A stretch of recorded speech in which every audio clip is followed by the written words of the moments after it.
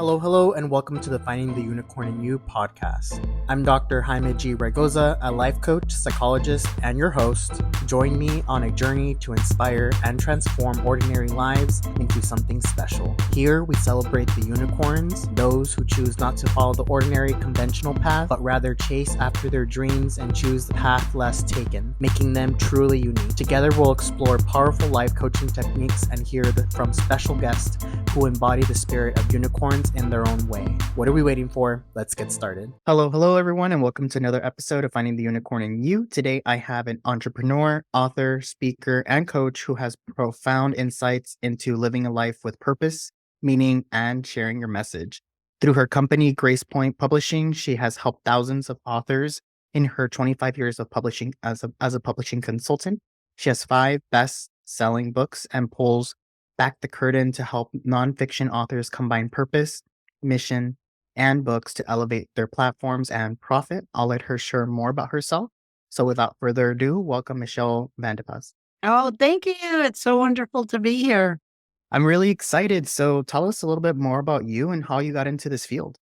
Oh my goodness. Life isn't a straight line at all. So if you would have asked me early on, what if I'd be in publishing, I would have said, no, I didn't even think I'd be writing books. I really flunked out in school. I was not a good student at school. I'm a terrible editor. I don't know how to spell. And God's laughing at me right now because here I am publishing books, hundreds and hundreds of books, but over 200 books in my own publishing company. And it's definitely not a straight line, and you never know where life's going to take you. I'll tell you whatever you want to know about how I got here, but it was a surprise to me as well as most of my family. Was there a defined moment where you're like, I'm going to go ahead and do this route? Like, this is what I'm going to do for my life. Yeah, and it wasn't that long ago. I'm officially old by government standards. And when you hit over that 65 mark, right?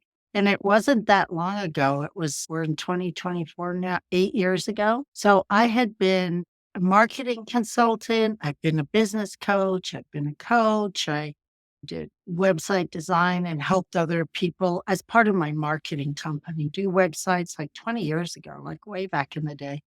And I wrote a book 25 years ago about marketing, and I saw how it helped my platform, helped me get clients, all those kinds of things. And so I started consulting with my clients that they should write a book, and then I would help them do it. I didn't really decide, yes, I'm going to go into publishing until 2016. So I had been doing this on and off as part of kind of my marketing company and my coaching company, helping other people publish. But even when I said I'm a publisher, I think between 2016 and the end of 2019, I only published 5 books under my company, nothing. And then I was at a business conference in 2019, and everybody was talking about what are your goals? At the end of 2019, I was at a business conference and we were talking about what are your goals? What are you going to do? What are you looking forward to? And I got this thunderbolt, as we all want it, right? We just want this thunderbolt of enlightenment and clarity to come to all of us. And I'm like, I need to just go all in on publishing. So at the end of 2019, I went all in on publishing. And then, of course, COVID hit, right? And so 2 things happened. Number one, I went all in on publishing, and I spent the beginning of January 2020 setting up all these conferences I was going to, buying booths at trade fairs, speaking at different events. I set all that up for 2020, right? And the other thing I did early 2020 was just decide I was going to just go all in on publishing and helping writers write. So 2020 was an interesting year because obviously all those things went away. All the trade shows, all the events, everything went away. But a lot of people said, hey, guess what? I think I have time to write my book. And as with most things in life, it's good and bad and turns out for the best. But it was a roller coaster. I could only imagine, and especially something that was so in person, so human to human, that you were always out there. And now suddenly we have to go virtual. And right? What you got used to is no longer the normality. It must have been a big shift for you. Yeah, I was doing a lot of Zoom coaching and way back in the day, Skype coaching and all of that a long time before COVID hit, but it was coaching. But the whole thing about going to events and trade shows and presenting myself that I had set up in 2020, and a lot of those people never refunded our money because they were small events. They were they were struggling. Maybe they had insurance, but not for COVID. Right? It was a whole thing. And so we lost a lot of that money in 2020.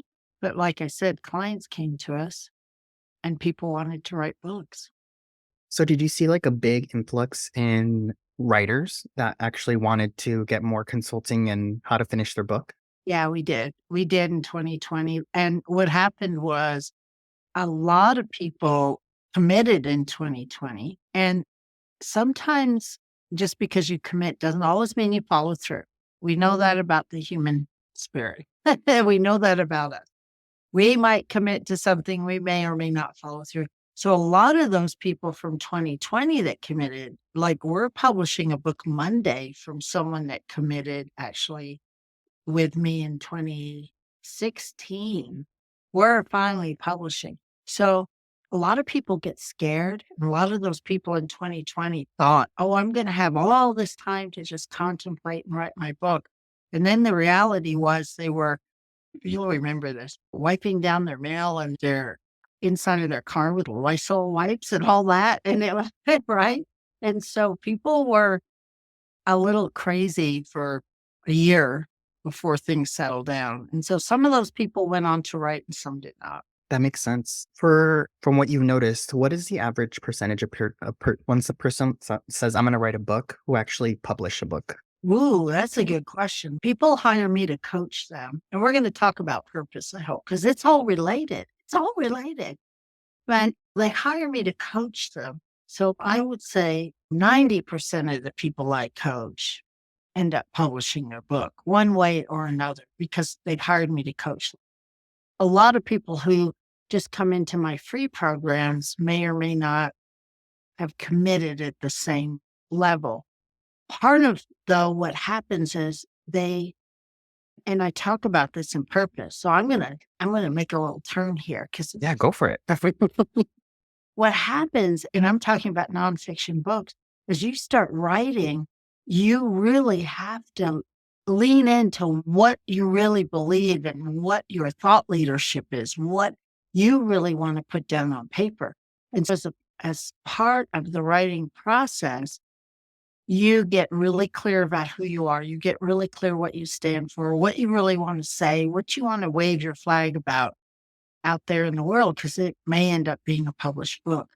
And I talk a lot about purpose without writing a book. But when you're writing a book, you really get on purpose because you realize that you have something to say and how are you going to say it? And then if you don't lean into that purpose, you might get full of self-doubt or scared. I had one person tell me today it was terrifying because she's 90% through with her manuscript. And oh my gosh, it's getting close to actually being published. This is terrifying. It's normal. Yeah, I think that's when the imposter syndrome kicks in and Yeah. you start feeling like I may not be good enough. What if nobody reads my book? Right. And I play devil's advocate a little bit. I don't like that term, but what if nobody reads your book? It's the Byron Katie question too.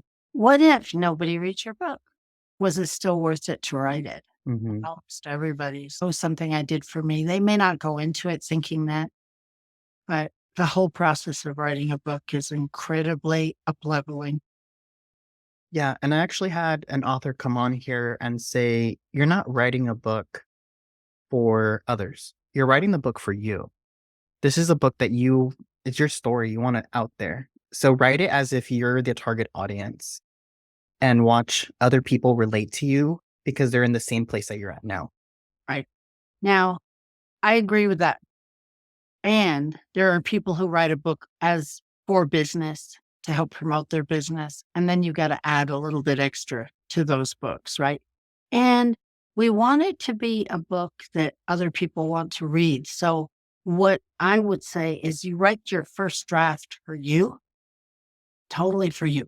Maybe no one will ever read that. Don't worry about throwing your uncle under the bus. It's for you. You're writing it. It's your words. It's your thought. And then when you work with an editor, some of that may get polished. Some of that may get changed a little bit. Some of that may get taken out. Other words may get edited. But definitely the first draft is 100% for you, the writer. I like that. And I think that's where you start adding like coaches, you start adding like the editors to like really make it from that first version to the last version.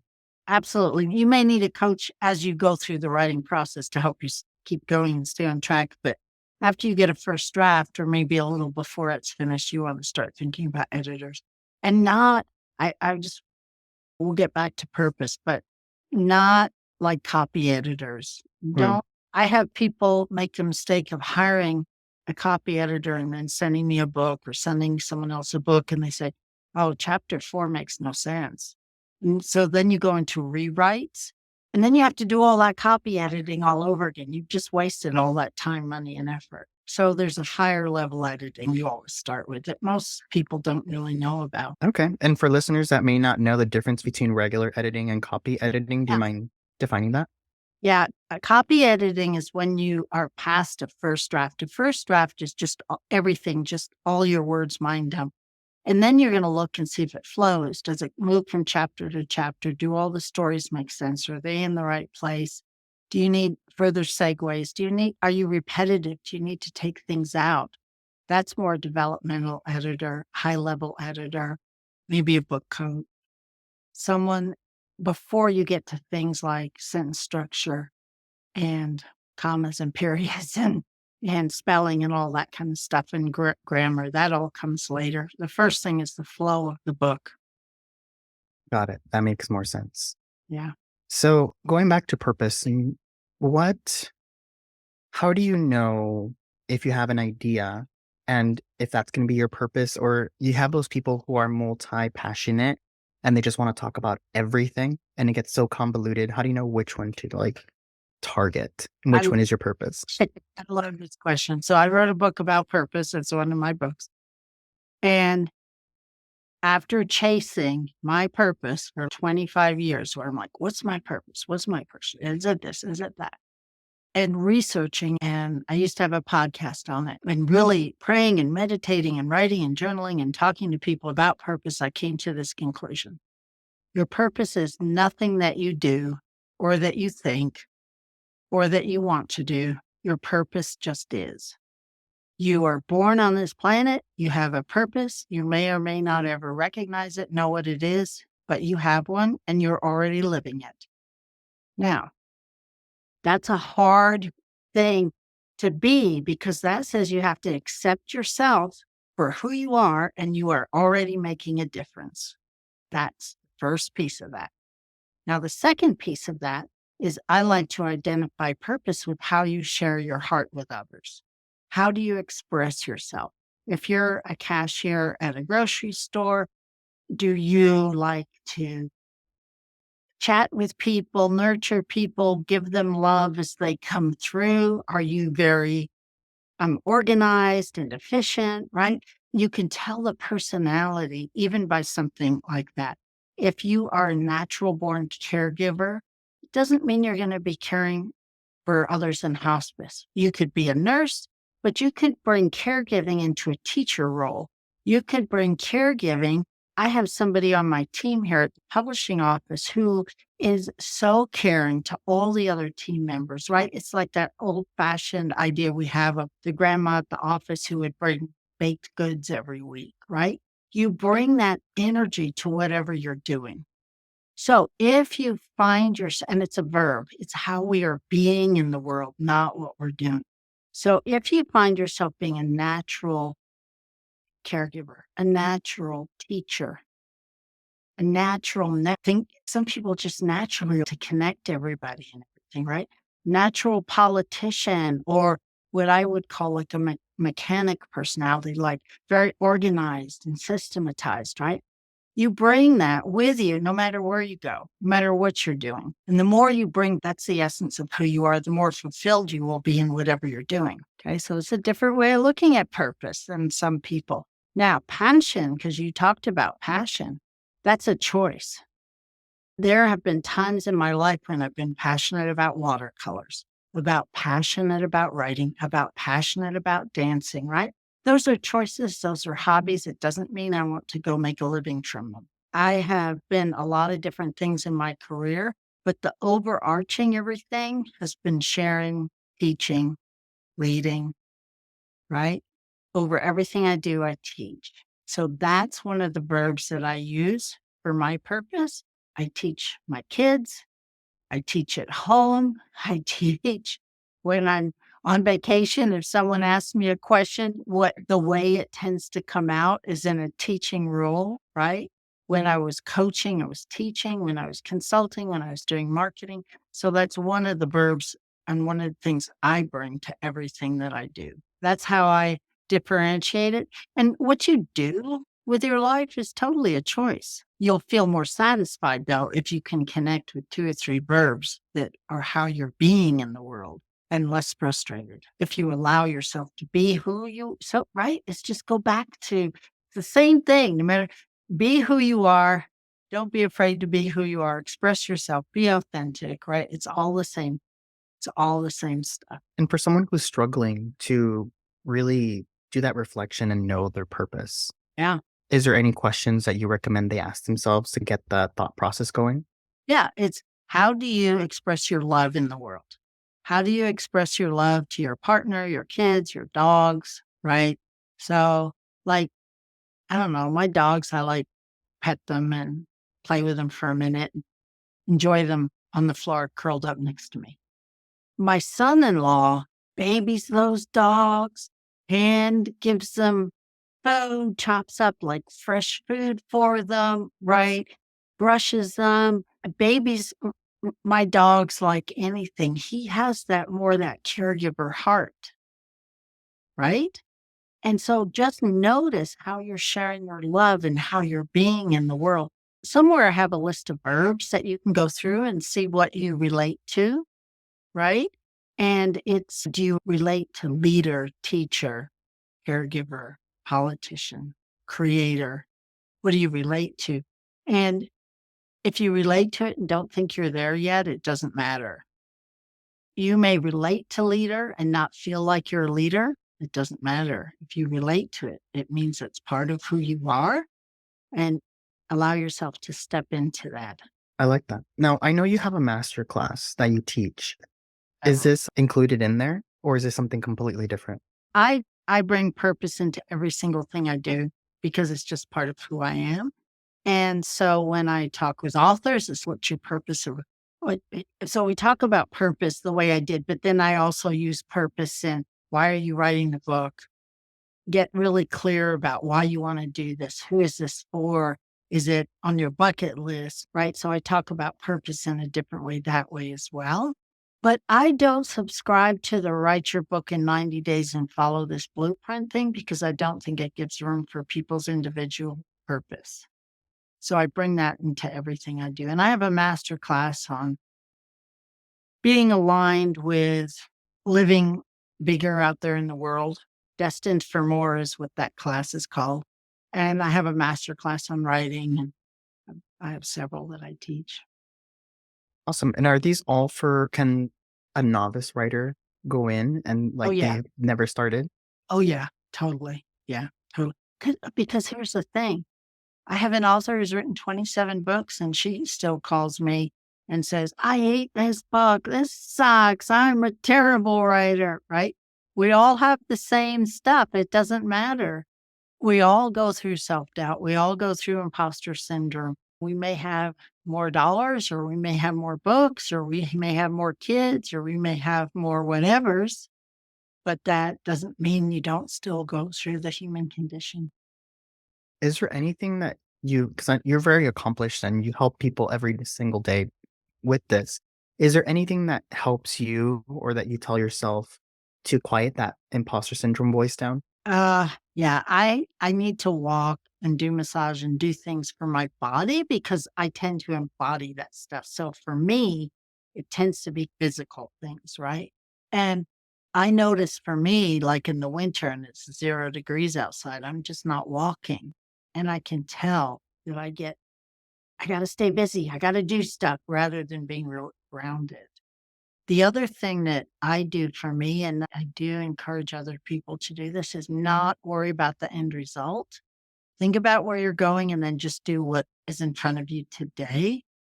Because people don't write because they're afraid of the books that's going to be published. They don't write because they're afraid they're throwing Uncle Joe under the bus or they don't know what their mother's going to think about the book. So they don't write. And so you have to think about, I just am going to write today and see where that goes and not worry about the end result. And the same thing in business, running my business. Like I have goals and we have, you know, financial goals and team goals and all those kinds of things. And sometimes we hit them and sometimes we don't. And I have to just, okay, what's next? What's today? What's the next step? And just stay in that and not get all freaked out about an end result that may or may not be in my control. Yeah, just take it day by day. I think that's really good advice. Especially, I know people who are trying to write books that, and you like you said, they're just afraid of the book that hasn't been written yet, Right. and it's so easy for them to talk themselves out of it. And sometimes it seems very daunting where they have maybe 5 pages down, and they're like, "This is not enough. I need to get to 1,000 pages. I need to get to 200 pages." Right. But they're it's all in their head, as and it's hard for them to not navigate through because they get so in that wormhole. And there's writing prompts. There's all kinds of tips and hacks and things you can do to help you get over that. What I hold open writing sessions and my clients come and we just write together and I give writing prompts and it's like just write garbage. It doesn't matter. I took an art class once and we had to paint 100 pears. And I tell you, it's daunting and it's frustrating and it's boring. And then somewhere around pair 70 is, whoa, I'm just painting blue blobs. And then somewhere along the way, you get your own creative flow because you work through so much other stuff. You get to your flow, and writing's like that. You just have to write, and eventually you get your writer's voice, your way of writing.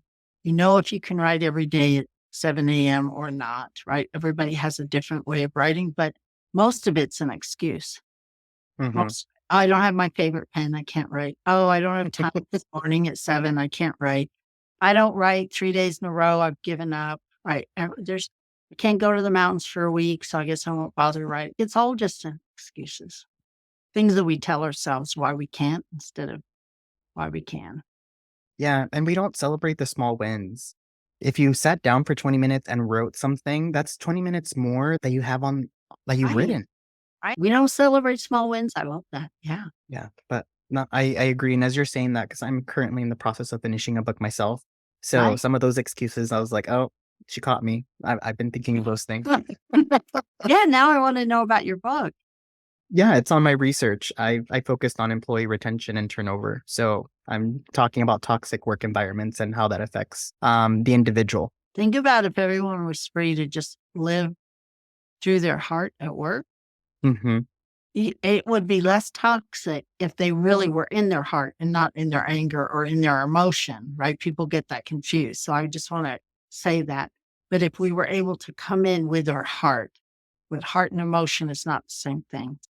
No, yeah, no. And that's the perspective that I want to show is that it's beyond the problems that they're facing is not its face value. There's something that's way more. They're putting more emotion into it. So they really have to peel the onion and try to get past what they see and actually understand a person as a person and not as a toxic veil. Right.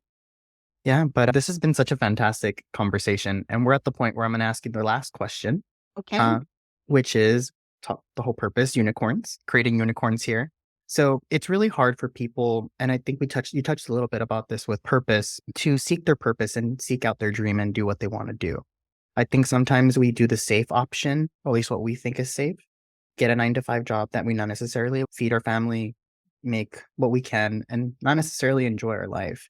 So, what are some things that people can do? And I call these people unicorns because they're willing to make the risk to seek their dreams, their passion, their happiness so that they can go that route. So I've had clients who have quit their job and had babies to feed, and it does not work out well. So I don't ever say do it at risk of being homeless because that doesn't help.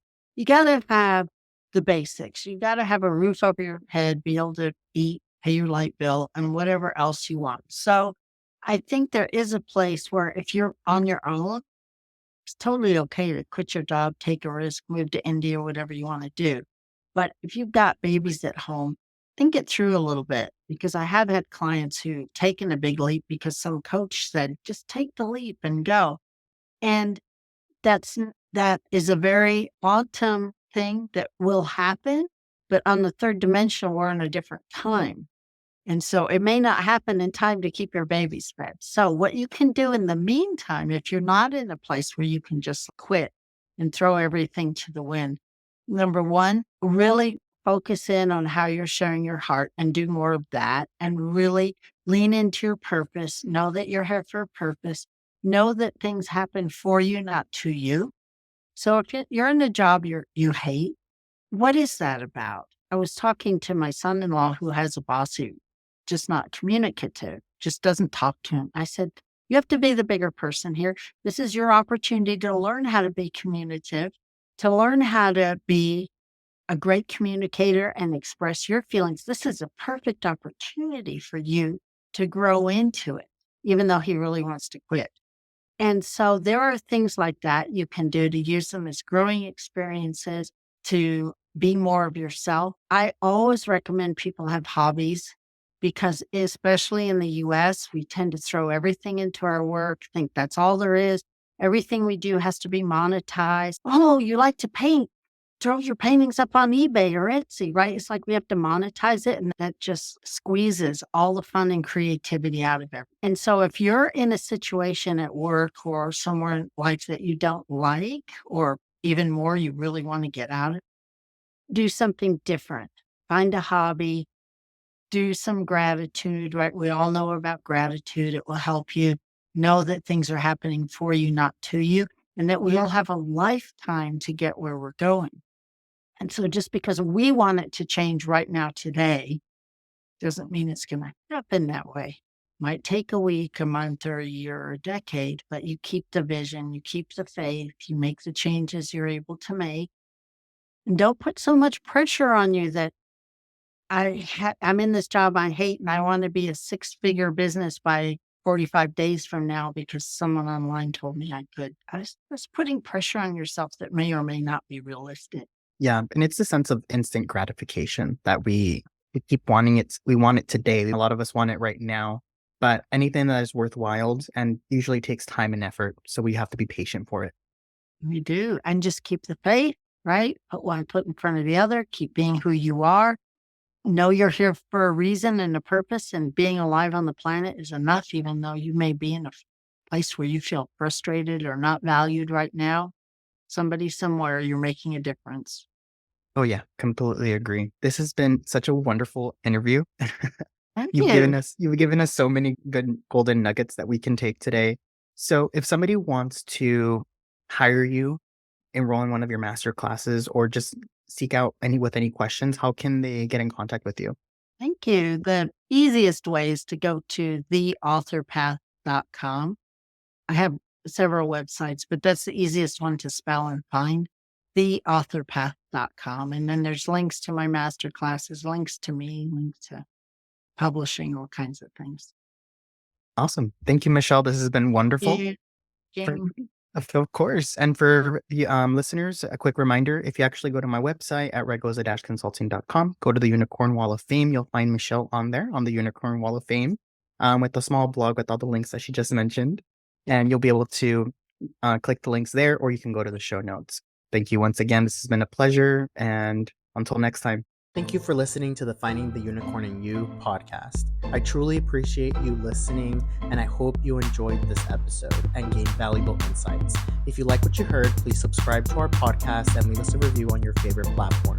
Keep listening, keep learning, and keep growing. Until next time, this is Dr. Jaime G. Raygoza signing off.